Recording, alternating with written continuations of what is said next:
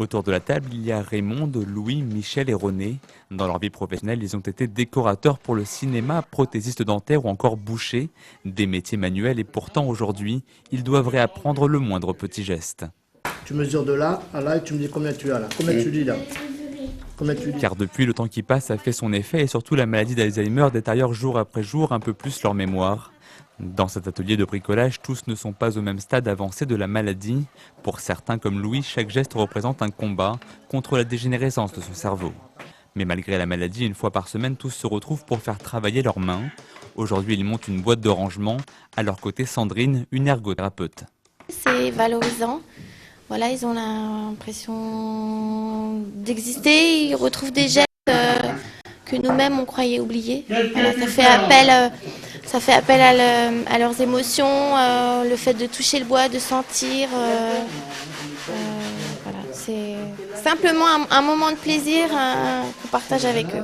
Bah oui, c'est bien, ça change un peu les trucs là, oui. Choisir des activités en fonction des capacités restantes chez les personnes malades, c'est la méthode Montessori qui est appliquée ici. Avant de commencer l'atelier bricolage, ces patients étaient malheureux, angoissés et parfois agressifs. En quelques mois, les résultats sont prometteurs. Il m'a surpris parce qu'au départ, je ne m'attendais pas à leur action. Et quand ils ont commencé à faire l'atelier, je m'imaginais moi-même, jamais ils feront quelque chose. Je me suis dit, la maladie Alzheimer, je ne connaissais pas personnellement. Et quand je les ai vus à l'œuvre, quand on a mis l'atelier avec ma collègue, la Sandrine, je me suis jamais imaginé qu'ils arriveraient à un tel point à faire des trucs eux-mêmes. Il faut juste les remettre un peu dans le bain, comme on dit. Des patients très entourés donc, mais aussi très stimulés. À l'étage, dans cette pièce aux allures psychédéliques, tous les sens des résidents sont mis en éveil. Autre particularité de la structure, un accueil de jour pour une dizaine de malades d'Alzheimer. Mais non, il est né en 1948. Ah, il est né en 48. Ah bah oui, c'est plus vieux que ça. Hein.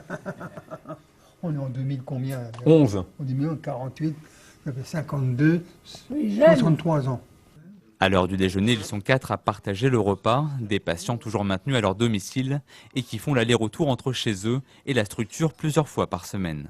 Ça permet d'éviter l'isolement. On maintient une certaine autonomie puisque à domicile, les aidants se trouvent souvent dépassés parce que fatigués et ils ont une tendance à être maternants, ce qui fait qu'ils empêchent de faire certains actes. Ici, en fait, on les aide à réaliser ces actes de la vie quotidienne, on les incite. Et les gens le font naturellement puisqu'ils se retrouvent en société, ils finissent par se reconnaître.